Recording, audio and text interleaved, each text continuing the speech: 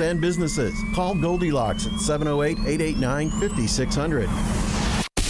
Now, from the Signature Bank Studios, this is Chicago's Morning Answer with Dan Proft and Amy Jacobson on AM 560. The Answer.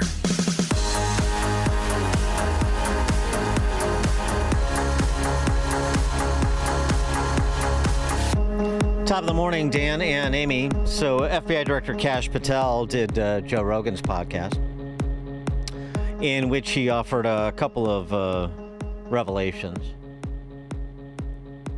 The first is that the FBI director is not immune from leftist violence, since leftist violence is the order of the day, given what happened in L.A. over the weekend.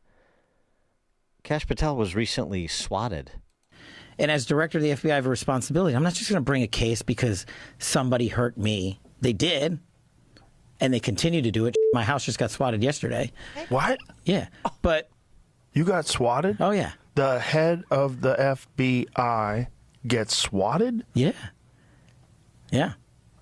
These people play... It's the ultimate height of hypocrisy. They have two sets of rules. One against you and one for them. Yeah. And for them, violence in pursuit of political ends is legitimate, because that's swatting is an act of violence, in my view. When you call police saying the man with a gun at this house, and you get police showing up with their guns drawn, expecting that they're entering a potentially hostile situation, and the homeowner is completely caught off guard. I don't know what happened in that specific case. He didn't go into more details, but I mean, swatting is serious business. House, I know, but still, yeah. Well, the other revelations, in addition to that, as if it wasn't enough, were in the on the topics of the Epstein death / suicide. That's Kash Patel's conclusion, as you previously heard, and as well as Tony Fauci and Jim Comey. So all the stars. Here was let's take them in reverse order. Some new evidence that Kash Patel and the FBI have obtained that could be problematic for Tony Fauci, given his testimony before Congress and his official acts as NIH director, to the extent that statutes of limitation haven't run. I mean, we just had a great breakthrough this week on Fauci. So Senator Rand Paul, Senator Kennedy, and I hate naming names because I always forget people, are doing a great job with us on COVID origins. And we've got multiple investigations open on that. But they had always been looking for Fauci's original phone, or not original, but phones and devices he used while he was Fauci back in Trump 1 during COVID. And nobody had found it till 2 days ago. Really? Yeah. Now, look. Your audience and everybody listening to it shouldn't jump to the conclusion everything's in there. We'll look at it. We'll pull it. We'll rip it, as we say. And maybe it's deleted. Maybe it's not. But at least we found it. And at least now we can tell the American people we've been looking, because it is of public importance to figure out, did that guy lie? Did he intentionally mislead the world and cause countless deaths? We owe those answers to the American people. And the best evidence ever is always the people's evidence who created it. And so now we're going to go and exploit those hard drives. But I think a victory for the American people that we broke with Congress is that we did find it. We're not done. We're still looking, and we're on the case. That's one. Something else he found was Comey's document room. This building on the information that was released last week per Chuck Grassley, provided by the FBI, that the number 3 at Department of Justice, Bruce Orr, his wife, Nellie Orr, was a Steele dossier collaborator and a perjurer, allegedly. But unfortunately, the window has closed for accountability there. One of the big systems I've created, maybe because of my time in Russiagate, is I'm committed to congressional oversight. I'm committed to giving Congress the documents they need to do their work and give them to the American people. Unredacted, no classification BS. You want it, you get it. So we just think about this. Me, as the director of the FBI, the former Russiagate guy, when I first got to the Bureau, found a room that Comey and others hid from the world in the Hoover Building, full of documents and computer hard drives that no one had ever seen or heard of. Locked the key and hid access and just said, no one's ever going to find this place. What? Yeah. So my guys are going through that right now. What's in there? A lot of stuff. I mean, that's the thing. People are like, well, okay, go arrest him. And I'm like, okay, well, how about you let me run a methodical investigation while I give over information? One of the things we gave over before this, the room deal was, I don't know if you remember who Nellie Orr is. It doesn't really matter. Nellie Orr's husband, Bruce Orr, was like the number 4 at the Department of Justice, and he was the one who introduced the world of Christopher Steele, the guy that started Russiagate.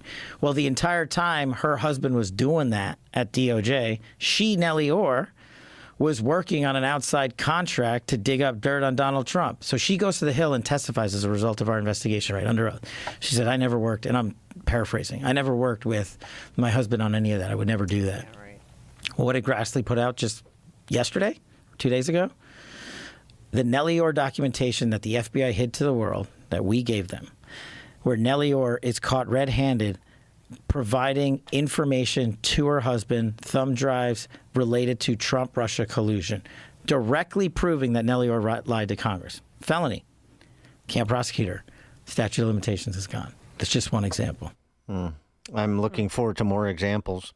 Susan Crabtree is RealClearPolitics.com's national political correspondent, co-author of Fool's Gold, The Radicals, Con Artists, and Traitors Who Killed the California Dream and Now Threaten Us All. Susan, thanks for joining us. Appreciate it. It's my pleasure. Thanks for having me, Dan and Amy. How about those Kash Patel revelations about Fauci and Comey's document room? And I mean, he also talked about Epstein, just sort of, I'm going to release the videos that I've seen and you can make your own judgments. But he just sort of reiterated that it was a suicide. And oh, by the way, it's worth mentioning, people forget that he was on suicide watch in the prison because he had attempted suicide once before. So there's that factoid to deal with if you're conspiracy oriented. Anyway, a lot of activity all of a sudden bubbling up to the surface at FBI. Yeah, absolutely.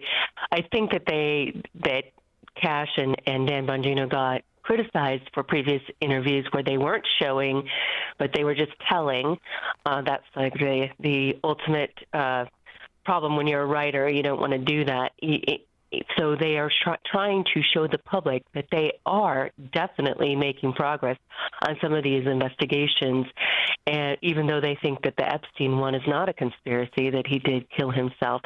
So they are delving into this in a very deep way, and they are making progress. And it's obvious to me that when it goes back to all of the problems from Russiagate and the Nellie Orr situation that Grassley put out, that is absolutely 100% unsurprising to me. We all knew back then that she was perjuring herself before Congress, and she said she wasn't working with her husband. I know that, in fact, she was working with former journalist Glenn Simpson at Fusion GPS, right. Was paying her, and he had a wife, Mary Jacoby, also another reporter, who had a website called Main Justice, where she reported on Justice Department. They were all tied together. And it was obvious to us at the time that she was perjuring herself, but nobody prosecuted her. Well, there's a new sheriff in town. They can't prosecute her because of the statute of limitations, but they are going to put all of this information out.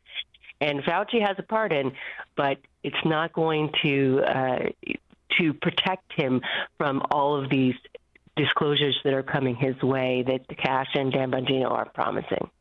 Speaking of Kash and Dan Bongino, of course, they made news saying we're going to relook at old investigations that we think were stilted, to say the least, including the coke at the White House and the leaking of the Dobbs opinion. That's actually a big one, I think, in my mind, much bigger than the cocaine at the White House. But sure, look at them all. You recently wrote about the White House cocaine case and your perspective on that.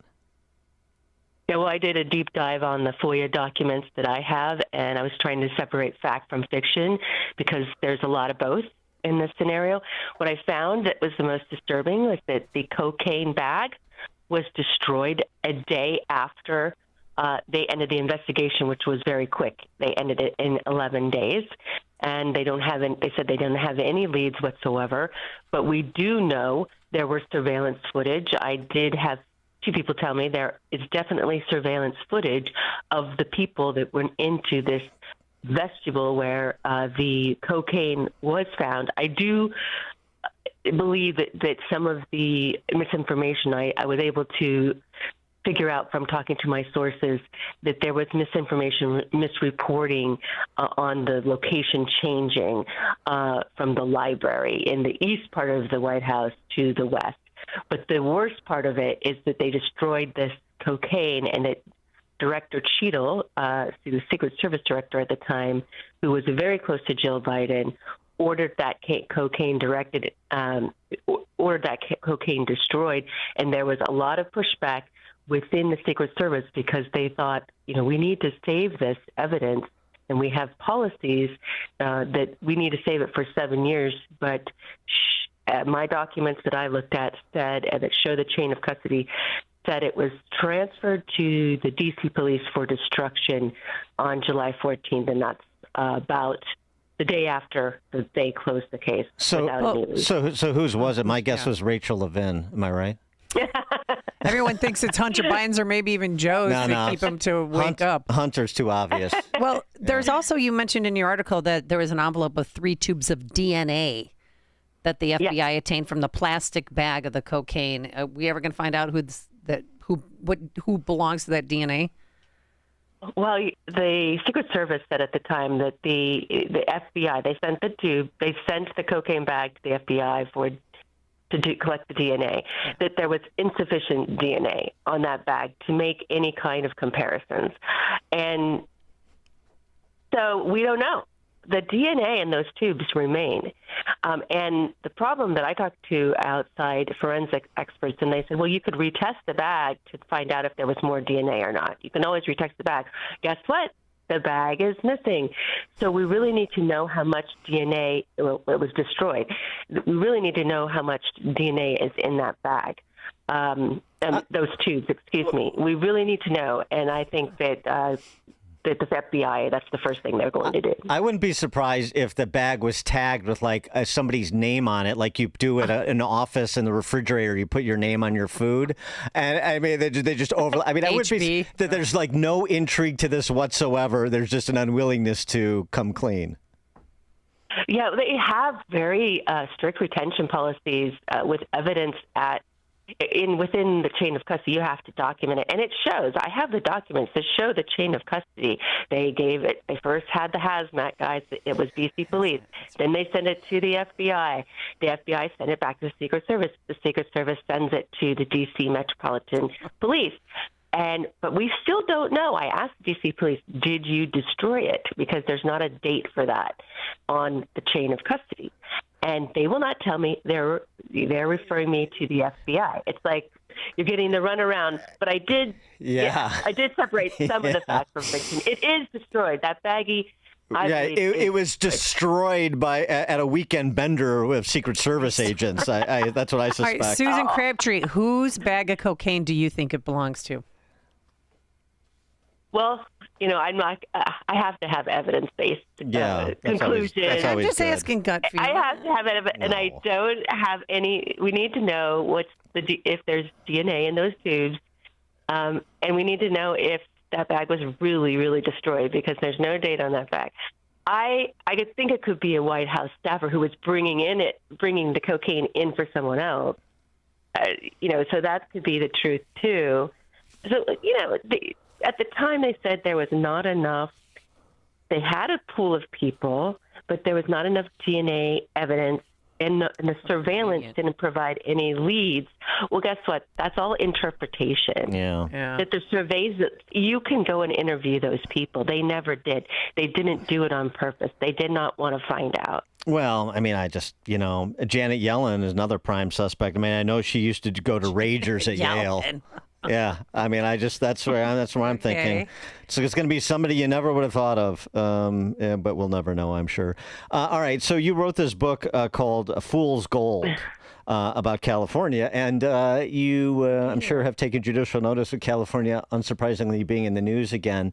I wanted to play this bite, from Mark Thiessen that we played earlier in the day, because I think he really gets to the crux of this, why this exploded in L.A., the protests and violence over, the ICE operations. That, of course, they were mostly peaceful as ICE was attempting to take into custody mostly law-abiding people. Sure. But here's Mark Thiessen from Washington Post on Fox over the weekend talking about Operation Guardian Angel, and this is why the left is so triggered, if you will. And what's got the left riled up in what's causing all this is that the Trump administration has figured out a way around sanctuary city laws. Local officials can refuse to honor an ICE detainer, but they can't refuse to honor a federal felony warrant. And so what the Trump administration has done, they've launched something called Operation Guardian Angel, where they're charging illegal migrants who have re-entered the country with felony illegal re-entry. And then they're presenting the local jurisdictions with federal felony warrants, and they have to hand them over. So they've been handing over hundreds of illegal migrants to ICE, and this has set people off, that they found a way again to basically block the sanctuary city policies. What do you think, Susan? Oh, I think that's exactly right. The sanctuary city policies in California are an abomination across the state, and they actually have really contributed to the fentanyl problem in San Francisco and LA, because some of these drug dealers and certainly the smugglers are illegal immigrants, and there's no deterrence. There's absolutely zero deterrence. I wrote a piece last night, you can see it on Real Clear Politics, that Gavin Newsom was in a quandary because he is trying to move to the middle, even though that's a farce, but he didn't know how to go ahead and attack Donald Trump on this, because he needs to be sort of softening himself a little bit on immigration. He's pulled back. He's going to make some cuts on the illegal immigrant health care, which was his signature issue, but of course it's spiraled out of control, and there's a huge budget deficit now. So he is trying to attack Donald Trump with something that's impossible to prove, and to show that Gavin Newsom and California, he's attacking Trump for causing the escalation last night on Sunday, because he brought in the National Guard. But that's almost impossible to prove. So it's a perfect argument for him, because he can say, oh, it all escalated because of, and that's what Karen Bass was saying as well. But these cities in California have a history of the local police not being able to control them. Just last weekend on Memorial Day, there was a rooftop party that got so out of control that they were throwing Molotov cocktails at the police. They were setting police cars on fire. They attacked a train with passengers in it, these partiers, and pounded on the windows and sprayed the whole train with graffiti and the train station, and set the roof on fire. And this is not a one-off. When the Dodgers won the World Series last year, they were exploding. There was a bus that exploded with fire.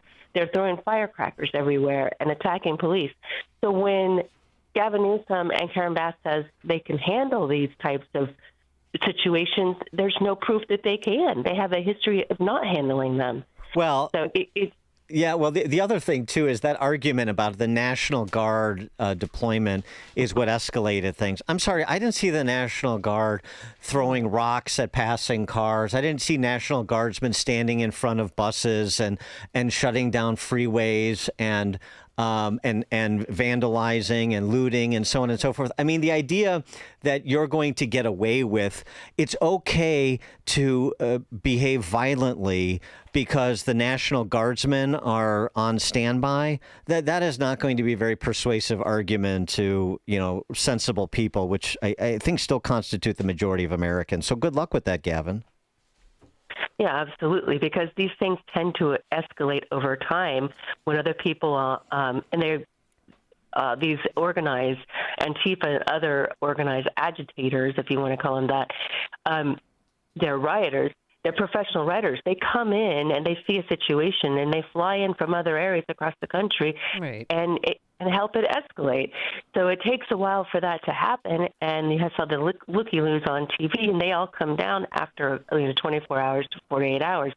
So it's impossible to prove. That's why it's the perfect argument for Gavin Newsom. He can attack Donald Trump and say, "Oh, you caused this. It wasn't our fault." When they have a history of not being able to, or they don't even make arrests. In that situation I described on Memorial Day, they didn't even make any arrests.